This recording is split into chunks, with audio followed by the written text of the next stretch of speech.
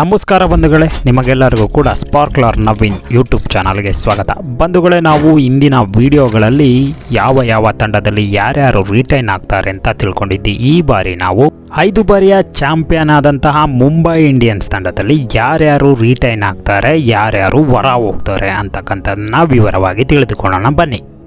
ಮುಂಬೈ ಪರವಾಗಿ ಮೊದಲನೆಯ ಆಯ್ಕೆ ಯಾರಪ್ಪ ಅಂದರೆ ಬುಮ್ರಾ ಸ್ಟಾಟಿಕ್ಸ್ ಕೂಡ ಅದ್ಭುತವಾಗಿದೆ. ಇವರು ಖಂಡಿತವಾಗಿಯೂ ಮೊದಲನೇ ಆಟಗಾರರಾಗಿರ್ತಾರೆ. ಎರಡನೇವರು ಮತ್ತಾರು ಅಲ್ಲ, ನಾಯಕ ಸೂರ್ಯಕುಮಾರ್ ಯಾದವ್ ಇಲ್ಲಿಯವರೆಗೂ ಭಾರತ ತಂಡವನ್ನು ಅದ್ಭುತವಾಗಿ ಮುನ್ನಡೆಸಿದ್ದು ಇವರು ರಿಟೈನ್ ಆಗೋದು 100% ಪಕ್ಕ.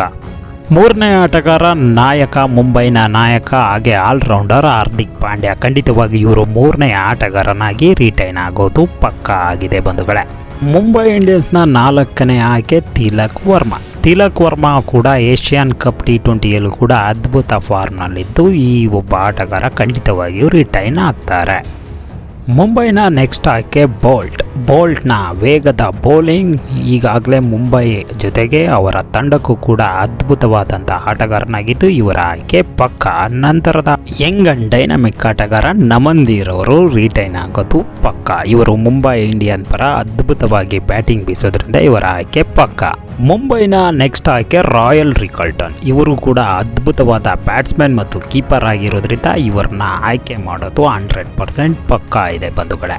ನೆಕ್ಸ್ಟ್ ಆಟಗಾರ RCBಯ ಮಾಜಿ ಆಲ್ರೌಂಡರ್ ವಿಲ್ ಜಾಕ್ಸ್ ಕೂಡ ಅದ್ಭುತ ಬೌಲಿಂಗ್ ಮತ್ತು ಬ್ಯಾಟಿಂಗ್ ಅನ್ನು ನಿರ್ವಹಿಸಿರೋದ್ರಿಂದ ಮುಂಬೈ ಖಂಡಿತವಾಗಿಯೂ ಇವರನ್ನ ರಿಟೈನ್ ಮಾಡಿಕೊಳ್ಳುತ್ತೆ ಅಂತ ಹೇಳ್ಬೋದು ಬಂಧುಗಳೇ. ವೇಗದ ಬೌಲರ್ ದೀಪಕ್ ಚಹರ್ ಕೂಡ ಈ ಬಾರಿ ರಿಟೈನ್ ಆಗೋದು ಕನ್ಫರ್ಮ್ ಆಗಿದೆ. ಇವರು ಕೂಡ ಒಂದು ತಂಡದಲ್ಲಿ ಇರೋದು ಖಚಿತ. ನಂತರ ಸಚಿನ್ ಅವರ ಮಗ ಅರ್ಜುನ್ ತೆಂಡೂಲ್ಕರ್ ಅವ್ರನ್ನ ರಿಟೈನ್ ಮಾಡ್ಕೊಳ್ತಾರೆ. ಇವರು ಆಡ್ತಾರೋ ಬಿಡ್ತಾರೋ ಇವ್ರನ್ನ ರಿಟೈನ್ ಮಾಡ್ಕೊಳೋದು ಪಕ್ಕಾ ಇದೆ ಬಂಧುಗಳೇ.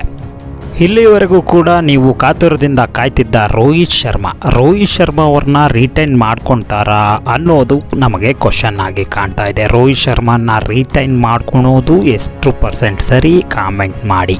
ನೀವು ಗಮನಿಸಿರೋದೆ ಬ್ಯಾರಿಸ್ಟೋನನ್ನು ಕೈ ಬಿಡೋದು ಪಕ್ಕ ಅನಿಸುತ್ತೆ. ಇವರನ್ನ ರಿಟೈನ್ ಮಾಡ್ಕೊಳೋದು ಅಷ್ಟು ಸರಿಯಾಗಿ ಕಾಣಿಸ್ತಾ ಇಲ್ಲ. ಈ ಮುಂಬೈ ಇಂಡಿಯನ್ಸ್ ಇವರನ್ನ ರಿಟೈನ್ ಮಾಡ್ಕೊಳೋದು ಡೌಟ್. ಮಿಚೆಲ್ ಸ್ಯಾಂಟ್ನರ್ ಅದ್ಭುತವಾಗಿ ಬೌಲಿಂಗ್ ಮಾಡ್ತಾರೆ, ಆದರೆ ಈ ಬಾರಿ ಇವರನ್ನ ರಿಟೈನ್ ಮಾಡ್ಕೊತಾರಾ ಅಂತ ಕಾದು ನೋಡಬೇಕಾಗಿದೆ. ಹಾಗೆಯೇ ವೇಗದ ಬೌಲರ್ ಟಫಿಯನ್ನು ಮುಂಬೈ ರಿಟೈನ್ ಮಾಡ್ಕೊಳೋದು ಡೌಟ್. ಇವರನ್ನು ಕೈ ಬಿಡೋದು ಪಕ್ಕ ಆಗಿದೆ.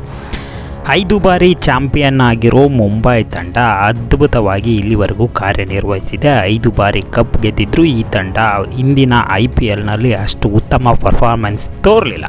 ಆದರೆ ಈ ಬಾರಿ ಮತ್ತೆ ಉತ್ತಮ ತಂಡ ಕಟ್ಟೋದ್ರೊಂದಿಗೆ ಮುಂಬೈ ಇಂಡಿಯನ್ಸ್ ಲಯಕ್ಕೆ ಮರಳ್ತಾರ, ಗೆಲುವಿನ ಹಾದಿ ಹಿಡಿತಾರ ಅಂತಕ್ಕಂಥದ್ದು ನಮ್ಮನ್ನು ಕಾಡ್ತಿರ್ತಕ್ಕಂಥ ಪ್ರಶ್ನೆ. ಈ ವಿಡಿಯೋ ಇಷ್ಟ ಆಗಿದ್ರೆ ಲೈಕ್ ಮಾಡಿ, ಸಬ್ಸ್ಕ್ರೈಬ್ ಮಾಡಿ, ಕಾಮೆಂಟ್ ಮಾಡಿ. ಧನ್ಯವಾದ.